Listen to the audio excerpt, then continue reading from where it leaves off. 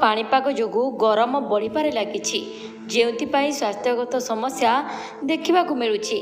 आगरू लोकों पाई एही स्वप्न थिला जहाँ एबे साधारण जिनिस पलटि जाइछि कारण गरमर तापमात्रा एते बढ़ी जाइछि जे घरे घरे समस्तंग पाई एसी व्यवहार करुछंती। थरे भाबंतु तो जदि एसी नथांदा तेबे गरम कौन आम सही पारिथांते।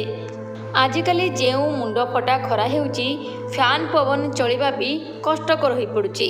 गरम दाउरू रक्षा पाइबा पाई लोक माने एसीर डिग्री बढ़ाई अहरह रूम भितरे पशि रहउछंती जहा फलरे आराम रे लोके सोई पड़ी थांती।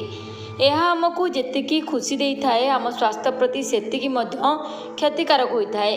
जदि आपण सारा राति एसी रूम रे समय बिताउछंती तबे किछि कथा उपरे ध्यान रखिबा आवश्यक। एसी किछि मुहूर्त पाई हुए तो ठंडा देइथाए हेले अनेक स्वास्थ्यगत समस्यार सम्मुखीन करबाकू पड़िथाए। अधिक समय एसी रूम रे रहिबा द्वारा स्क्रीन उपरे खराब प्रभाव पकाइथाए कारण एसी गरम एवं आर्द्रता को शोषी थाए फलरे आम स्क्रीन ड्राए रही है। ओठ एवं नाक ड्राए कर दे थाए। यह सहित आखि जलापड़ा होता है। सकाळ उठिबा मात्रे गला दरज होता है। विशेषकर जो माने साइंस समस्यार पीड़ित से माने सारा राति एसी रे सोइबा परे सकाळे अनेक समस्यार सम्मुखीन होइतांती। आपण एई सबु सुनिबा परे निहाती आपणक मनरे अनेक प्रश्न आसुथिबो।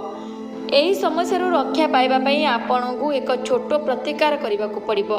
आपण जेउ घरे राति सारा एसी रे सोउछंती सेठारे एक बाल्टी पानी भर्ती करी रखंतु जहा वायु रे शुष्कता ह्रास कर देइथाए।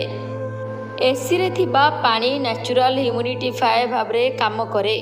एथिरु धीरे धीरे पानी बाष्पीभूत होई घर को आर्द्र कर देइथाए जहा द्वारा स्क्रीन रो ड्राइनेस को निश्वास नेबा को सहज करिथाए।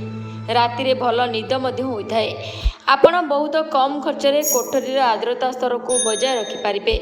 झरका पाखरे पानी बाल्टी रखा चेष्टा करंतु सेतिरे किछि बुंदा हेले तेल किंबा लेंबू चोपा पकाई दियंतु जहाँ आहुरी भल प्रभाव पकाइब।